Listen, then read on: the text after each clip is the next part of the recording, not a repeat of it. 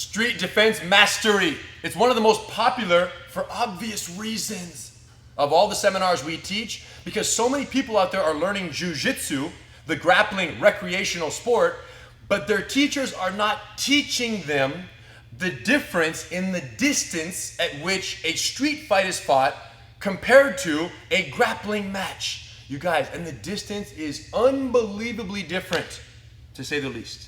And in the street defense mastery seminar that we teach, we identify from every major position in the fight the traditional grappling distance and, in contrast, the street fight distance you must be aware of for punch protection against someone who does not want to gi grapple you, but someone who wants to rip your head off, you know, take your family and leave you in the gutter. Okay, straight up. It's real. It's real. Guard. What's the normal distance of a guard match? Let's just roll a little bit from the guard, and we'll just kind of do whatever. Okay, cross chokes and boom. Try it. Boom, boom. Try to do whatever. This is the normal distance right here. This is the normal distance. Now here's what's crazy. This distance is the absolute only distance that is 100% unacceptable in a street fight. But yet every time we spar, you're making posture, and I'm like trying to hold you in control and go for chokes and arm bars and whatever. This is the distance that we spar every single day in a grappling no punch situation. You guys, in a fight, this is unacceptable. You should never see this photo of you in a street fight. It doesn't never exist. Because if he's up, he should be all the way out. Right, we call it the red light, green light, red zone, green zone. Right now he's in the red zone. This is dangerous. Watch. Instead, I need to have him in the green zone. Head low, elbows low. This is called stage 1 of the punch block series. Low and tight. Everything's controlled. From here, if he tries to create space or pull a body punch right there, look, my knee comes in right away. That's stage 1.5. Head control, tricep control. 1.5. If he makes space, we fill the space. And we stay right here. Here we have strikes. Boom, boom. We have omoplatas, we have triangles, we have things we can do. But if he pulls this punch away, look, that's stage 2. From stage 2, we're riding with the shins. Everything's nice right here. Look, tricep controls, shins are out, hooks are solid. There's no way a hand can touch my face without me disrupting the distance. And from here, if he does get past the shins, what are we gonna do? We're gonna let him in, or we're gonna drop him back into stage 1, but here's the key. Watch the headbutt. So as I straighten my legs, watch my hand. Boom! You guys, headbutts are very real. And we forget, because we never do them in grappling, but we especially never see them in MMA, so we start to think that MMA is a real fight, which is not. And then you start to make the connection that headbutts don't exist in real fights. Then you get in a real fight, the guy freaking cracks your orbital structure, and you're so disrupted that you gotta worry about this. Now you're getting punched in the face, you're knocked out, you lose the fight. Takes your family, leaves you in the gutter. Headbutts are real. Look at the V. Manage it on the way down. So from stage 2, as you let someone in, watch, make the V, and then collect the head and pull it down. If instead of pulling body shots, he sits up, slips his head out, get away, get away, get away, freeze. That's the distance that we're so used to grappling in. And if you start grabbing his collar on his jacket, you're gonna get knocked out. You're gonna get knocked out. Now, there are gi chokes in fights. They work if you do them correctly. And this is not the correct way to do them. So if someone sits up, instead of trying to pull him here, push off my body, you can't. Right away, we go to stage 3. Punch my face. Punch my face. There's no face. My knees are up, my hands are in front, and I have my knees on his chest, my shins to the outside. What's someone likely going to do from stage 3? They're going to try to throw your legs out of the way and punch you in the face. Go ahead. Boom, and boom. Knockout. Fight's over. But if you don't practice this, you don't know it. Throw the legs harder. Got him. Chopsticks, my friend. Chopsticks. Nice. Who wants sushi? Boom. Look. You guys, the chopsticks are the shins. When he pushes my leg, it catches with the hook. The more you push, the more off balance you make yourself. And then I come right back. There's no way you're touching my face. He's not going to be happy with this. He's going to come at my face. As he does, look. Close the book. Pay attention. This is the book. This is the spine. This is the back. This is the front. Boom. And typically, if he pulls the punch, you close the book away from the punch. And then you wrap back up, control the head, wrap the arm. Stage 1. Let's say he stands up. I'm holding. Back me up a little, bro. He gets up right away. Hold him with the feet. First thing, if he stands up, get your knees off, put your feet in, both feet on the hips. Solid right here, you guys. This is critical. Let's rotate. Actually, other way.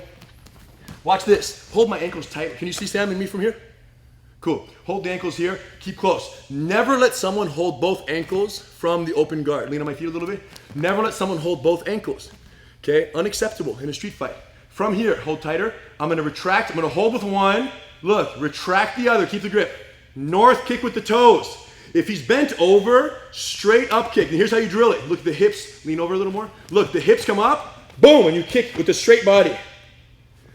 Hold the ankle again, please. If you retract and north kick with the toes and his head goes up, bring your hips forward. Like that. Look, you don't up kick higher. Yes, you don't up kick, you boom, straight axe kick. So again, hips up high, 1, boom, and then he bends over, boom. And if the fight's still not over, leaning, I'm protecting. Once again, curl away, close the book, wrap the person up. Stage 1, control the distance, control the damage. Oh my gosh. You guys, all of that discussion right there took place on a single topic of distance control, punch protection, and distance management from the guard. What else do we need to do? Half guard, side mount, mount, standing, right? The amount of students that have come to the Gracie Academy and said, Rener, Sam, Hidon, guys, I've been training BJJ for 2.5 years, blue belt, 2 stripes. No one's ever taught me how the fight actually starts. I don't know how does it begin? Someone pushes, someone says something, someone throws a punch. What do I do in that case? We typically grapple from the ground. We start on our knees or in a position and we just grapple. But I don't have no idea about the initial confrontation. And you guys, there's some sticky business that happens right there, right? Fights start in shady ways. Someone bumps, someone disrespects, someone gives you the look, whatever it is. You step in to intervene and help someone else, because typically you're not picking fights, but as we know, even if you consider yourself the most peaceful person on earth, you don't pick the fights. The fight picks you, right? We're not looking for fights. But why we train? Because we know that the day will come, possibly, where someone crosses a line that is not to be crossed, if you know what I mean. And it may not even be our line. It might be someone else's line who we love or who we don't even know. But we still feel this obligation to step in, help the situation. And when we do, if we aren't aware of the dangers that exist in the standing initial engagement, pre-punches being thrown even, just the initial anxiety and tension that exists pre-fight, we'll call it. If you're not familiar with those, one shot, unanticipated, and you're done. You guys, it happens from every position in the fight. Whoever manages the distance manages the damage that can be done. But if you don't practice punch protection distances in your regular grappling jiu-jitsu training, it's an optimistic assumption at best that your jiu-jitsu skills are directly transferable to a street altercation, a real fight. Optimistic, it's an assumption. It's an assumption. The only way to know that it is a fact that your skills are transferable is if you train these, what I call these adapters, right? These skills and these distance management concepts that can take your grappling knowledge and make it street applicable. And these adapters from every position in the fight can make you street ready in less time than you think. But not if you don't see this stuff.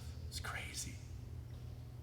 So if I could give one gift to the entire world of jiu-jitsu, it would be the adapters and the certainty that this grappling skills that they know can be applied in a fight if they know how to apply it with the correct distance management skills taught in the Street Defense Mastery, taught in Gracie Combatives, taught in Master Cycle, taught in Gracie Jiu-Jitsu, essentially emphasized across the board, but so often overlooked at virtually every other school that just practices primarily sport BJJ. Why would you practice punch protection if you in fact need to be practicing, De La Hiva guard for the next upcoming tournament? Now, there's nothing wrong with that if your punch protection is on point.